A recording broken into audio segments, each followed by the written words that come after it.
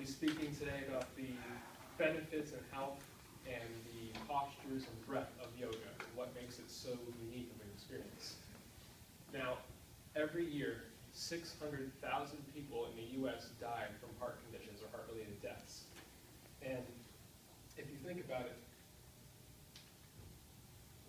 that's 1 in every 4 deaths a year is related to heart-related issues. Now, yoga can help reduce your risk of heart conditions or heart disease, for it has been proven to help decrease blood pressure and improve your circulatory system.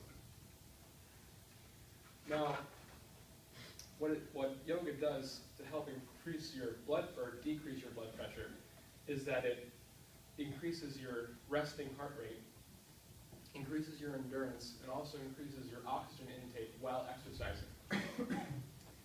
And one of the main things that yoga is known for is a detox, both physically and emotionally. So if you're stressed out or you partied too hard one weekend, yoga is a great thing to do because of all the stretching and moving around, the sweating you do really cleans out your body.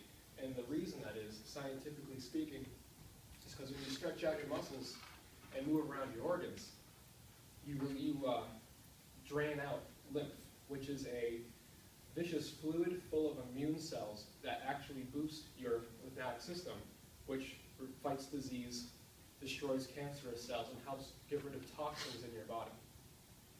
So the more you stretch and the more you twist, you're literally wringing your body out as if it's like a dirty rag, getting all the, whether it be alcohol or disease that is in your body.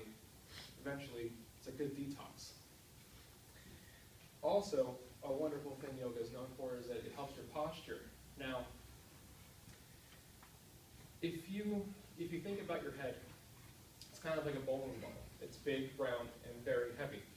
Now, if it was balanced on a spine that was aligned and stacked with all your bones, it wouldn't be that much of a problem. But if you move your head about 5 or 6, 3 or 4 inches forward, it starts causing neck problems, back problems, lower back problems, and you'll see nowadays a lot of people stand like this, shoulders rolled forward, head forward, kind of slouching, hips sometimes forward, you might see it just every day. Yoga, specifically some of the key points that we work on in every class, is you draw the shoulders back, lengthening through the spine from the waist, so you get that straight bone structure from head to toe. Ideally, having this perfect stacked body, and that's why sometimes if you see or start a yoga regimen, you'll actually get about 2 or 3 inches taller, because you're lengthening the spine, stacking. Now, one of the key cool things about yoga is the breath. It's a little different than how people normally breathe. We call it the Ujjayi breath, or which translates from Sanskrit to English, victorious breath, nicknamed the ocean breath, for its interesting sound. Now, in yoga, you're supposed to breathe through your nose, not through your mouth, one, to control and keep your heart rate down. Reason being why the Ujjayi breath is different than a normal person's breath is that when you breathe through your nose, most of the time, you just go straight into your stomach, kind of like when you sniff. It's not a lot of it goes to your lungs as much as the Ujjayi breath, where you focus the breath in the back of the throat and down, you get more of a sound, nicknamed the ocean breath. Now, this very lucky group of people who get to learn how to do the Ujjayi breath. Quick tutorial. Imagine as if you're inhaling with your mouth. And all you have to do, inhale with your mouth, but simply close your lips, don't do anything else. So, that's a Ujjayi breath. The breath is focused in the back of the throat, just going straight into the lungs to give better air intake and thus making sure you don't pass out in the middle of class. Now, the power of the breath was pretty cool because scientifically speaking, just from experience, when you inhale, you're more strong, you're more stable, and that's great for flexible, or not flexible, but balancing postures. So if you're on one foot, when you inhale, you can stay a little longer on that leg. You can hold strong. And when you exhale, you're decreasing the size of your body making room for more flexibility. So you'll notice when you exhale, go a little deeper, find that next inch and that little extra opening in your hip that you're looking for. And if you're finding trouble balancing or holding strong, you inhale for strength. And lastly, I'm going to talk about the postures and what makes them so unique, the effect they have on the body. Ligamentotaxis is a procedure used by physicians, and it pulls the ligaments of the bones at which they're attached to help pull broken bones back into place to set them.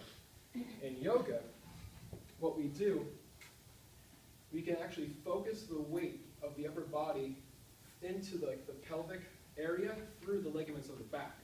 And then when you fold forward, you're stretching your hamstrings, pulling it, lengthening through the spine using momentum of your body weight, helping readjust people who have back issues or any kind of spinal injuries. This is why yoga is so great for back and posture. And another wonderful thing about yoga is there are opposite pulling dynamics, which you don't get in any kind of other activity.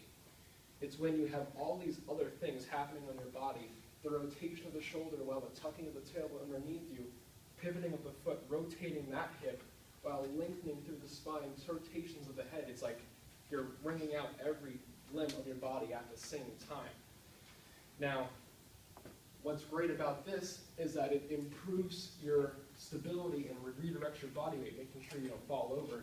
And all that twisting and moving around helps drain lymph, getting more detoxing and healing effects from this experience. Now, the style of yoga that I specifically practice is called Hatha or forceful yoga or Vinyasa yoga, like a flow. So if ever one day you want to try it out for yourself and reap the benefits of yoga, not only on the mat in the class, but off the mat in your everyday life, give it a try.